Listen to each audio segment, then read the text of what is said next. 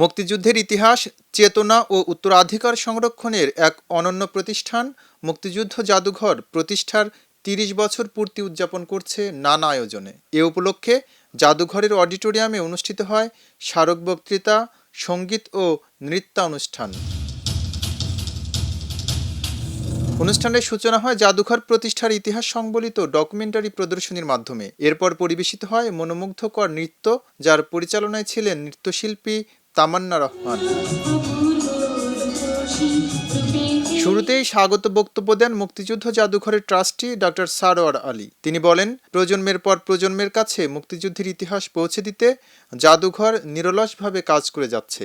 মুক্তিযুদ্ধের ইতিহাস নিয়ে বিস্মৃতি, বিকৃতি ও বিভ্রান্তি কৌশলী প্রয়োগ লক্ষ্য করা যাচ্ছে।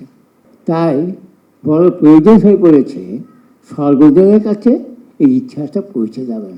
এরপর জাদুঘরের বার্ষিক প্রতিবেদন উপস্থাপন করেন ট্রাস্টি ও সদস্য সচিব মফিদুল হক। প্রতিবেদনে গত বছরের কার্যক্রম, অর্জন এবং ভবিষ্যৎ পরিকল্পনা তুলে ধরা হয়।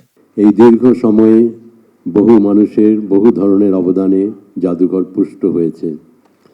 অগণিত জন নানাভাবে জাদুঘরের কর্মকাণ্ড বাস্তবায়ন ও তা প্রসারে যে ভূমিকা পালন করেছেন তা আমরা কৃতজ্ঞ চিত্তে স্মরণ করি।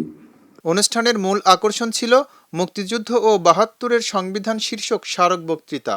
এতে সংবিধান বিশেষজ্ঞ ডক্টর স্বাধীন মালিক মুক্তিযুদ্ধ পরবর্তী রাষ্ট্র গঠন, ১৯৭২ সালের সংবিধান প্রণয়নের প্রেক্ষাপট ও তাৎপর্য নিয়ে বিস্তারিত আলোচনা করেন।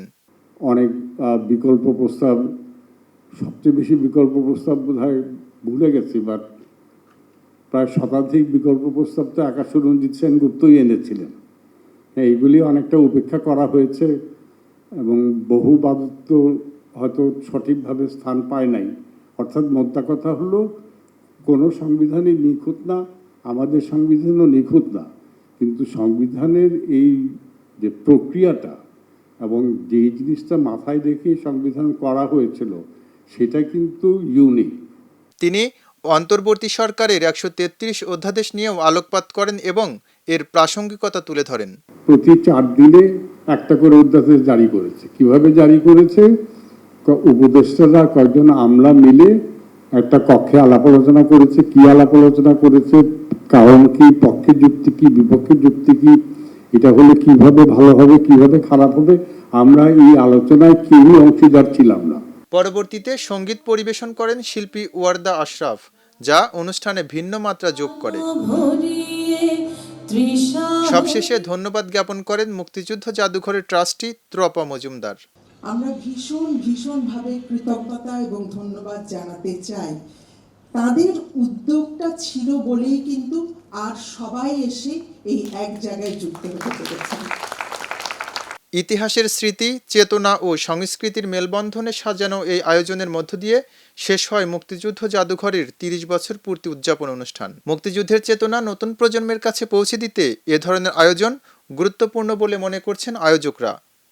এম রহমান, খবরের কাগজ, ঢাকা। খবরের কাগজ, নিখাত, নির্ভীক, নিরপেক্ষ।